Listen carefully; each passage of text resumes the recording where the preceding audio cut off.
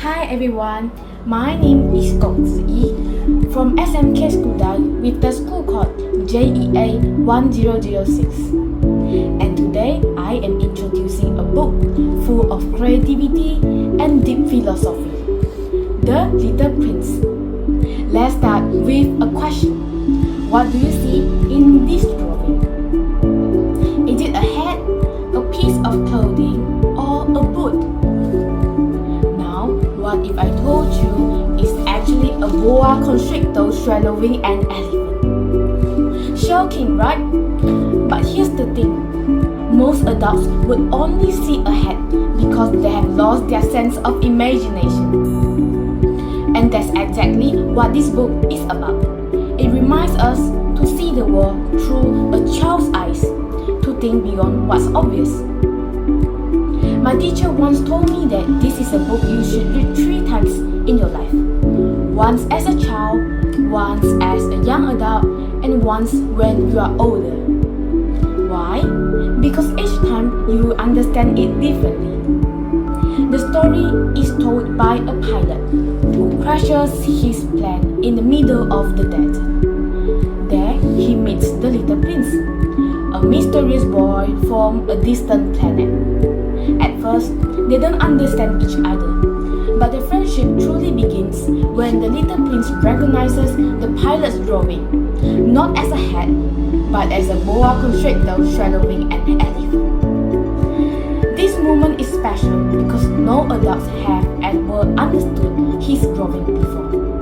It shows that the little prince still has the imagination and wonder that adults have lost. The little prince leaves his home, asteroid B612, and travels to different planets, meeting strange adults along the way.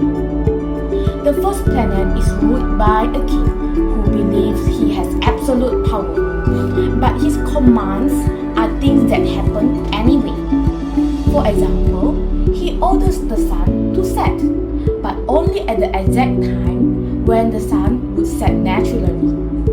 It makes us think, is power real if it only controls things that would happen anyway?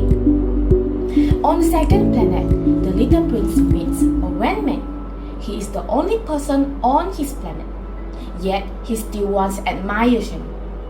He asks the prince, clap your hands and cheer for me. But what's the point of being admired when no one is really there? His vanity is meaningless, isn't it?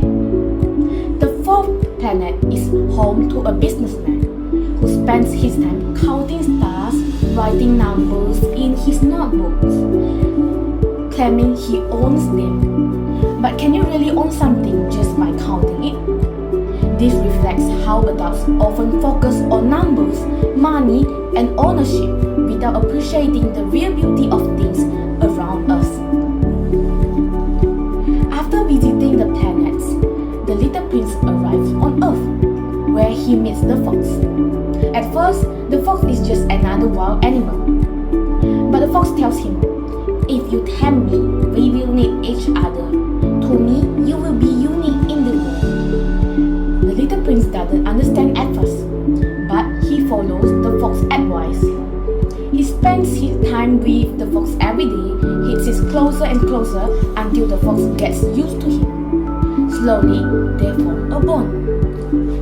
This is how the fox teaches him that love and friendship take time. Finally, the fox shares his secret. One sees clearly only with the heart. What is essential is invisible to the eye. Think about it. We don't love people because they are special from the start. We love them because of the bond we create with them. The little prince has a special rose back on his planet. He thought she was unique. But when he arrived on Earth, he sees a garden full of roses, just like her. At first, he feels betrayed, thinking his rose is nothing special.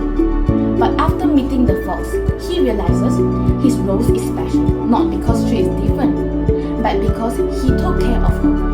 He watered her, protected her, and listened to her. This is just like relationships in our life. Love isn't about finding something unique, it's about about the time and care we put into it, just like how we love our life. At first glance, The Little Prince seems like a simple children's story, but the more you read, the more you realize it's a book for adults too. It asks us to reflect. Have we forgotten how to see the world with curiosity? Are we too focused on the wrong things? Do we truly appreciate the people who matter to us? So, what do you think? Which part of the book stands out to you the most? Let me know.